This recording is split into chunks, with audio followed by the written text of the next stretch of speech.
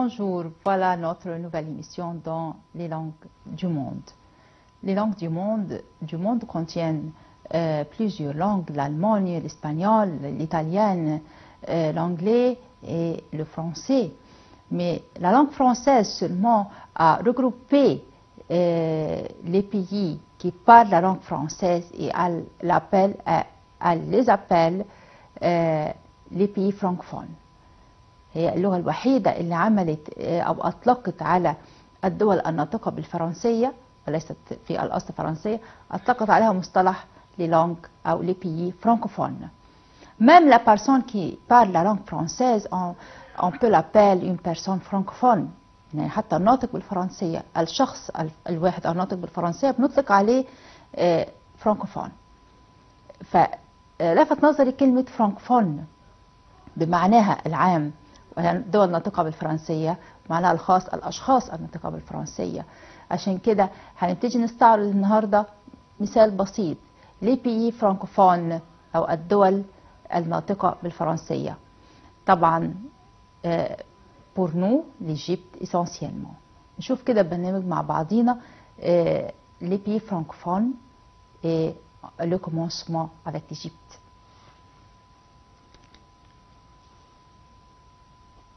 Voilà les pays francophones.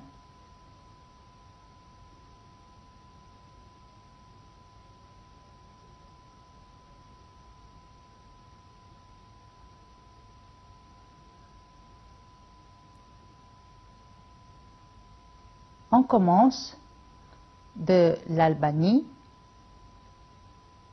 à l'Égypte. On va commencer en Égypte. L'Égypte, on va exposer aujourd'hui l'Égypte par la langue française. Excusez-moi, Égypte par la langue française. Ça, c'est le drapeau égyptien. La géographie de l'Égypte est principalement désertique, régnant sur son territoire situé en Europe et en Asie du Sud-Ouest, Sinaï. الجملة اللي كنا بنقولها واحنا صغيرين حر جاف صيفا، وهو مناخ دائما يعني جاف قليلا. Les pays possèdent une double façade maritime. مصر تقع على بحرين اثنين، وهي فعلا لها موقع متميز بين الدول. هي تعتبر خريطة الوصل من أفريقيا أو آسيا عن طريق سيناء. Le pays possède une double façade maritime, وجهين بحري sur la mer Méditerranée et sur la mer Rouge. L'Égypte est entourée par la Libye à l'ouest, par la bande de Gaza à l'est et par le Soudan au sud. L'Égypte a une superficie de يعني المسطح بتاعها حوالي 1,450,000 كيلومتر مربع. On continue.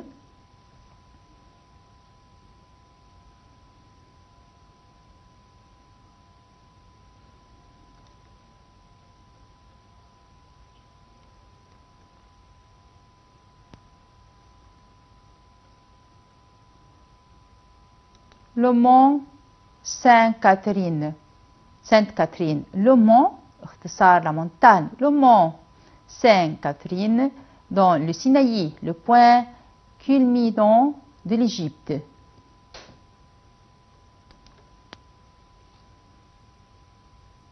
Le delta du Nil et la vallée du Nil en vert. Les trois، هنا دي لازم نقف عندها فعلا.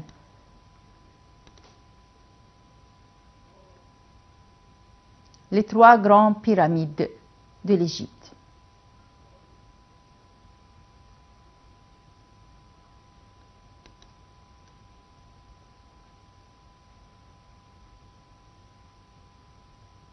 Voilà les trois grandes pyramides de l'Égypte les plus célèbres.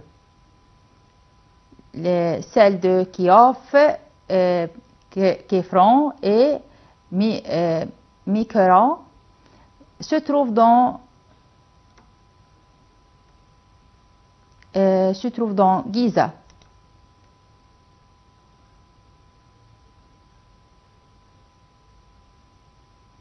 vue par satellite pour les pyramides. Durant plus de 3000 ans, de nombreux pharaons ont régné sur l'Égypte ancienne, خصوصا مصر القديمة, مصر الفرعونية. S'il est impossible d'en dresser une liste exacte, on estime aujourd'hui qu'ils ont été entre 190 et 260 à se succéder sur le trône. حوالي 260 اللي قعدوا على العرش. Certains sont tombés dans l'oubli, d'autres hommes et femmes ont marqué l'histoire de leur nom. مش كل الملوك المصريين تم تدوينهم أو معرفتهم. Les deux pharaons les plus célèbres de l'Égypte ancienne sont contestés Khéops et Ramsès II. طبعا هو خوفو ورمسيس الثاني الأكثر شهرة بالنسبة لنا. احنا هنا بنستعرض مواقع مصرية وأكتر حاجة بتميز السياحة في مصر. Ramsès II assis sur son trône tenant le sceptre Eka est coiffé du Caprache, musée égyptien de Turin.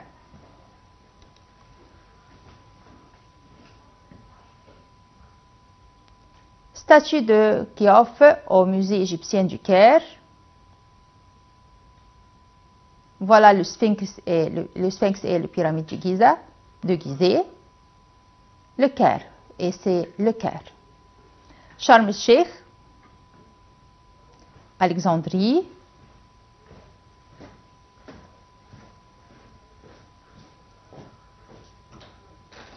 On va explorer l'Égypte.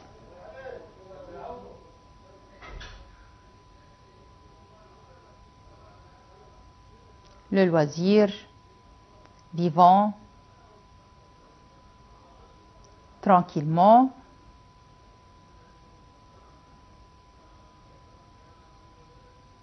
exotique, aventure,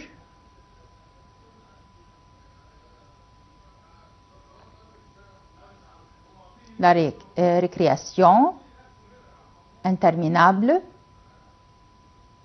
souvenir, la foi طبعا الناحية religion,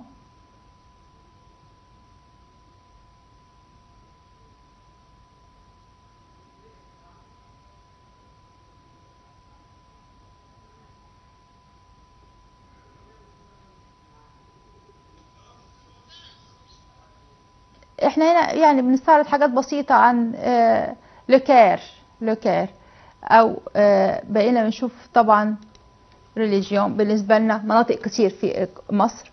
هناخد فاصل صغير نشرح فيه بعض الفرانكوفون. نشوف كده مع بعض الفاصل ده.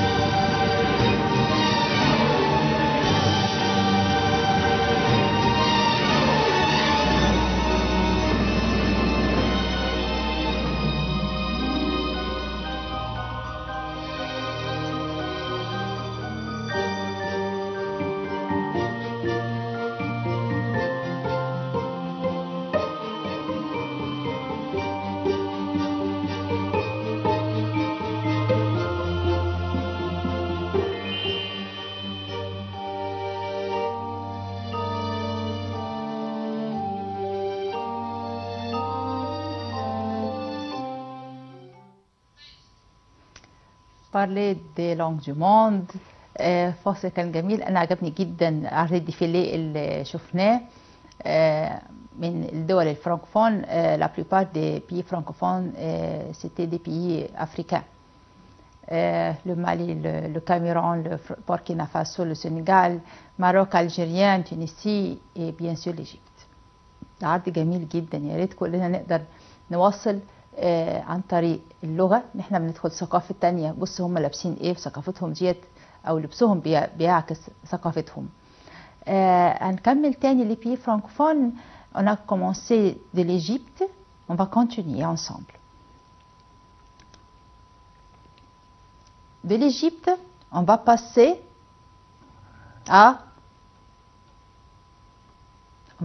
de l'Égypte, on va passer une minute. De l'Égypte, on va passer du Canada. On commence, هنشوف الفيديو مع بعض.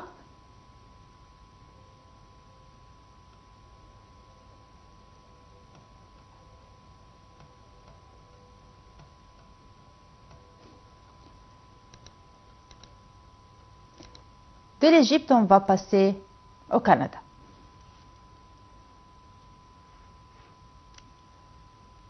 Remarquons que l'Égypte est un pays féminin, le Canada est un pays masculin, est un pays situé dans la partie,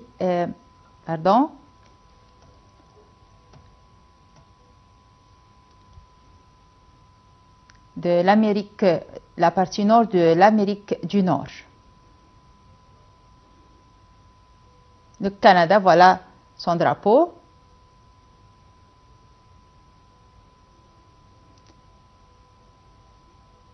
احنا لينا هنا هوت 10 مقاطعات. كندا فيها 10 provinces et 3 territoires. يعني 10 محافظات نقدر نقول province et 3 territoires، 3 قطاعات كبيرة. دي كندا. احنا نعرف ان في مقاطعة الكيبك اللي هي qui parle français. Le pays est encadré à l'est par l'océan Atlantique, au nord par l'océan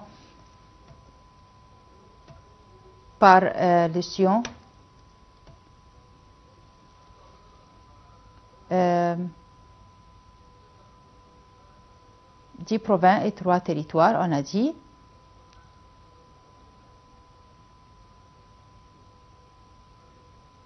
Canada,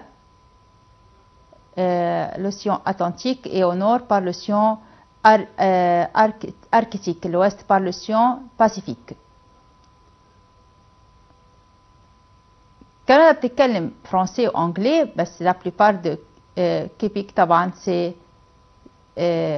territoire contient plus de Québec. بالنسبة لنا c'est le secteur qui parle la langue française.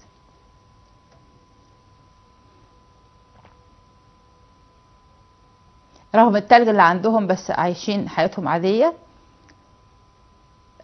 العاصمة الرئيسية capitale fédérale est Ottawa. La monnaie est le dollar canadien. معلومات بتقولها la culture canadienne est historiquement influencée par les cultures et traditions anglais. متأثرة أكتر بالعادات الإنجليزية فرانسيز، إيرلانديز والأيرلندية، ainsi que par la culture américaine en raison de la proximité et des échanges de capital humain existants.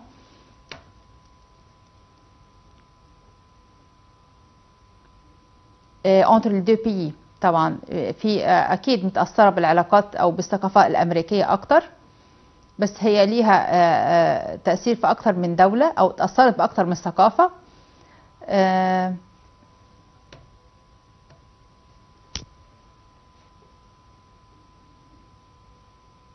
موقع كندا شمال أمريكا، أيوة هي دولة من الدول الناطقة بالفرنسية، ولكن متأثرة أكتر بالثقافة الأمريكية عشان موقع البلاد. Plusieurs produits culturels sont maintenant généralement commercialisés par un marché nord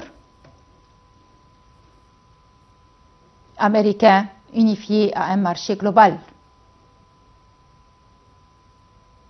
طبعا هنا هو الناحية التجارية طبعا متأثرة بالناحية الأمريكية أكتر.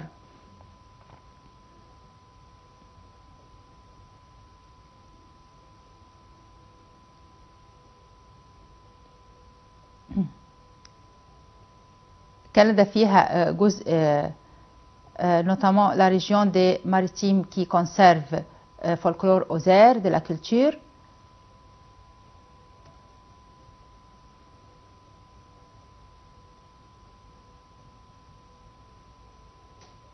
Et qui parle le fait même avec le principal de la culture, l'Acadie et du Québec. طبعا هي الكيبيك هي أكتر مقاطعة متأثرة باللغة الفرنسية مش بالثقافة الفرنسية. الناحية التجارية طاغية على كندا جدا، خصوصا إن كندا تقع شمال أمريكا.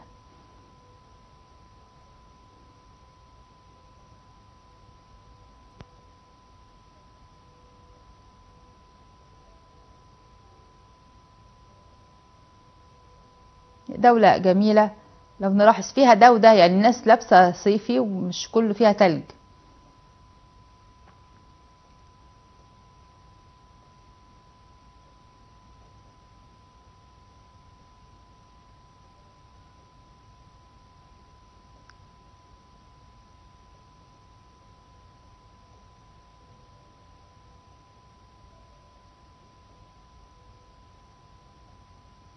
اتأثرت بالثقافة الإنجليزية طبعا والثقافة الأيرلندية عشان عندنا في أيرلندا شمالا.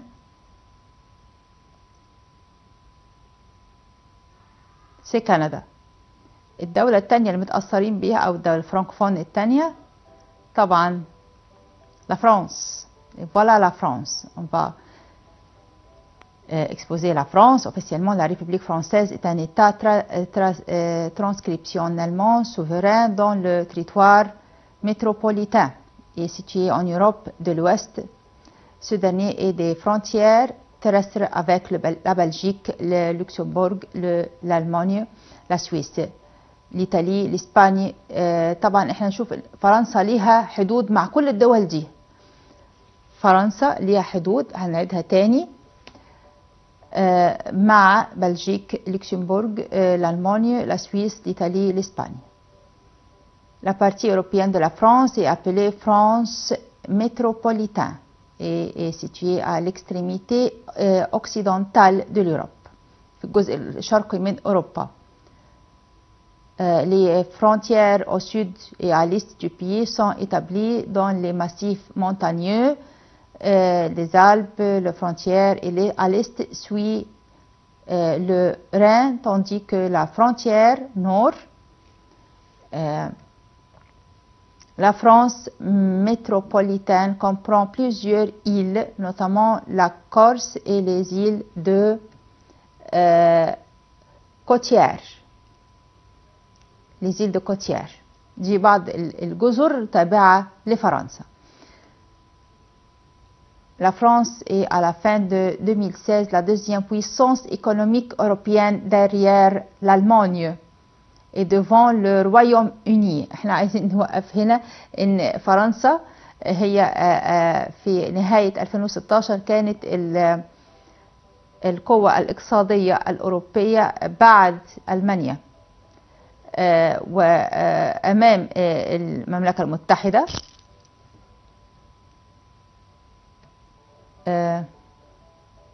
Cinquième et à la cinquième puissance économique mondiale. Voilà la France. احنا عندنا فيها Paris, la capitale de la France, au cœur d'un vaste bassin sédimentaire, climat tempéré. طبعا ces habitants s'appellent les Parisiens. دي لازم نعرفها ان les habitants qui vivent à Paris s'appellent les Parisiens. مهمة دي. طبعا دي Sacré-Cœur. Le Louvre او l'entrée du Louvre. Le grand musée دي طبعا Notre-Dame. Le Louvre est le grand musée au monde. Notre-Dame, la Tour Eiffel. Voilà Paris.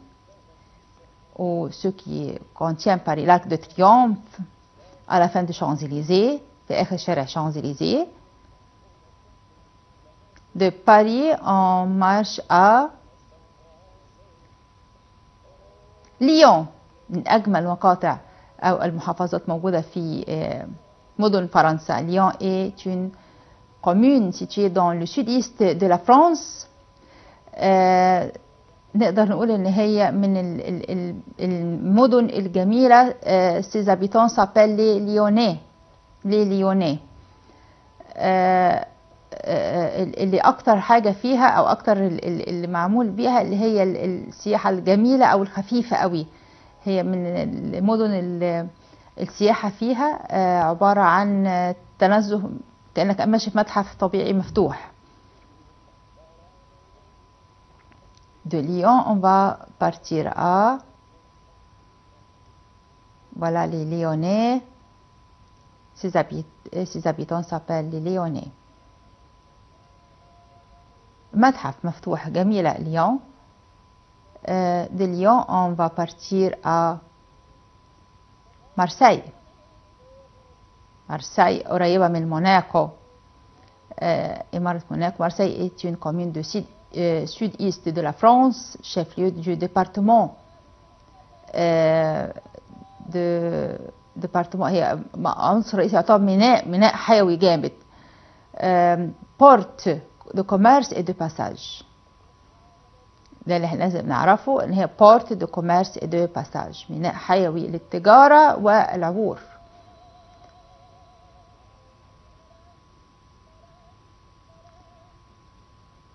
voilà Marseille.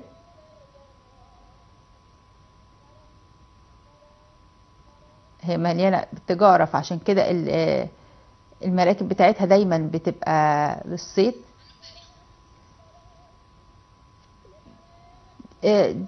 دي دولة برضو من مدينة تانية. طيب آخر حاجة عندي كانت ألباني. بالنسبة لنا هنا ادي الدول. احنا كنا بنتكلم عن دول ناطقة بالفرنسية او لي بي فرانكوفون. عشان كده بنقول لي بي فرانكوفون. مهم ان احنا نعرف ثقافتهم، نعرف عاداتهم تقاليدهم عشان نقدر ناخد اقصى بتاعتهم. ميرسي، شكرا لكم النهارده.